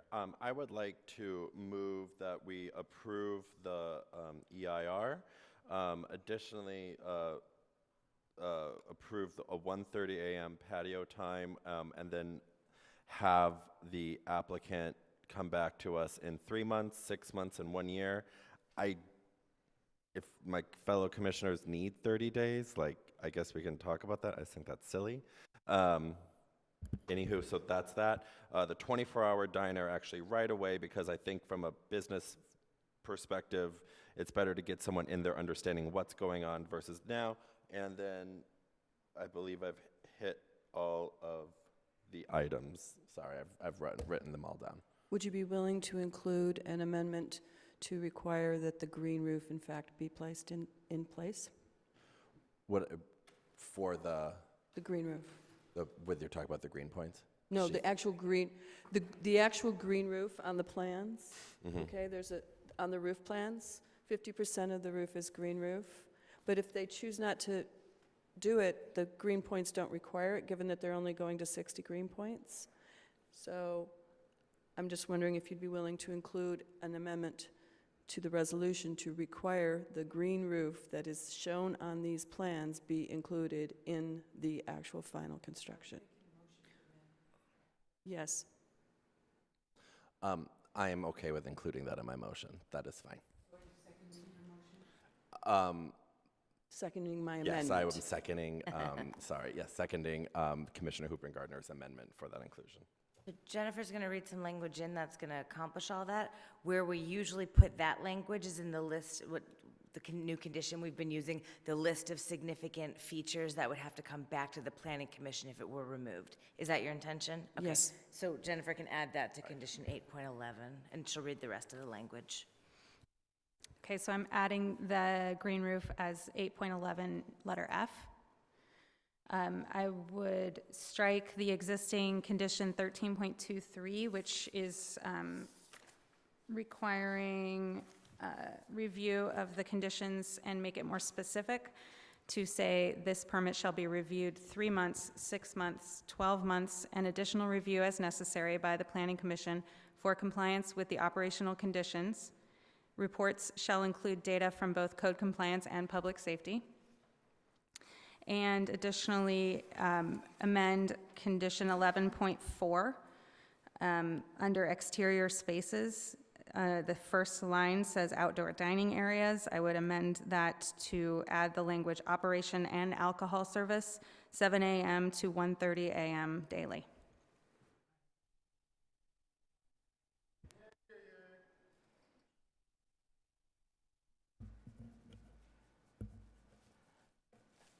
At one point, I would like to make, eliminating the 30 days takes away the incentive for them to get their act in order, and the fact that this is serious. The 30 days may not be perfect, but at least it gets them into the habit of acting the way they should. My only comment about that, because generally I would be in support of 30 days, I've worked at restaurants. The first month any restaurant opens, everyone's just getting things figured out. And I would be more inclined to support 3 months, at which point I think that they would have the opportunity to correct problems as they arise with 6 and 12. But I'm, again, willing to entertain discussion on that point. How about splitting the difference and going for 60 days? Fine.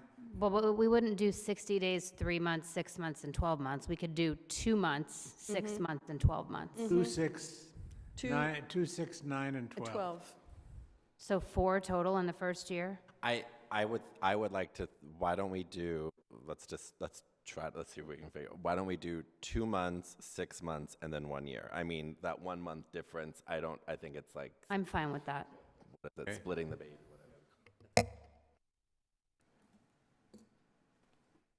Before we vote, this motion also includes the corrections that Jennifer read in at the beginning of the... Okay, so I was gonna say that, but of course, you had to throw it, you just threw me under the bus. One of those is The very number important 4, to me. 704.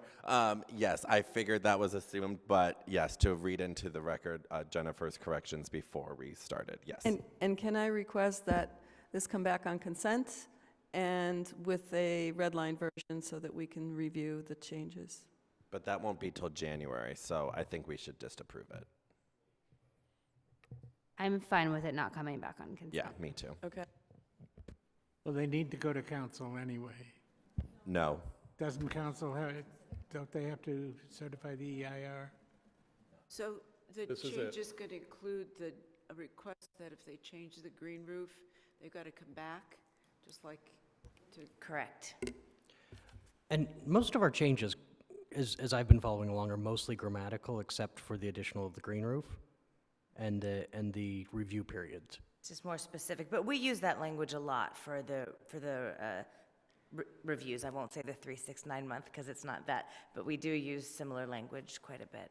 I actually pulled that language from the Rocco's resolution that is in the packet.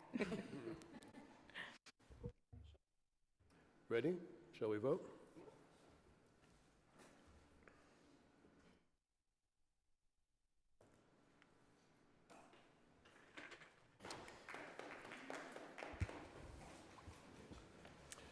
And the motion passes unanimously. The resolutions the Planning Commission just approved memorializes the Commission's final action on this matter. This action is subject to appeal to the City Council. Appeals must be submitted within 10 calendar days from this date to the City Clerk's office. Appeals must be in writing and accompanied by the required fees. The City Clerk's office can provide appeal forms and information about waiver of fees. Thank you, David. So new business, item 11. We're going to discuss Planning Commission and Design Review Subcommittee meeting schedules for 2020. I have a... Here, I have, oh, I I'm have sorry. a suggestion. I think that we should also cancel the July 2nd meeting, which is just before 4th of July, because I think a lot of people like to take that time off. Yep. And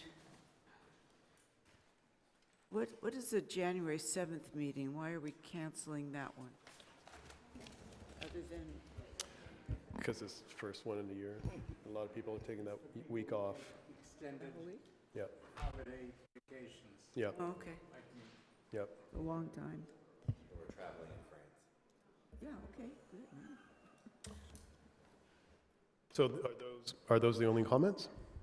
I was going to suggest I'm the July reviewing, 2nd as sorry. well, but just to let you all know, I will be absent on February 20th.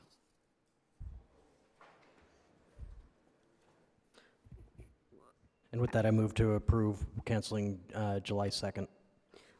What's the alternate location that's listed for the 19th and for the 2nd? That will be taking place at Plummer Park in rooms 5 and 6. Is this auditorium? This auditorium is not available. It'll Oh. be under construction. Oh, okay, fair. I just am wondering. They'll be fixing the acoustics? Digital, yes. Yes. So we can actually see the audience? Okay. Okay, so comments noted? We have a move by Vice Chair Bass, seconded by Commissioner Hoopengarner. That's canceling July 2nd. Yes. Yep.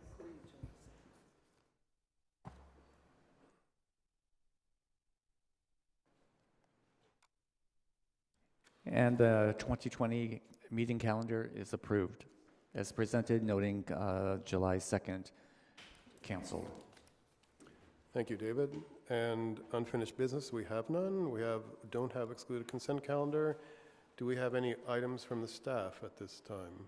Just to say, have a wonderful holiday season, a Happy New Year, and we don't have another meeting for a good while, so see you in January. Thank you, Lucky Jennifer. you. Okay. Do we have any public comments? Actually, we do. Victor Omachenko, please. Yay, Victor. Thank you.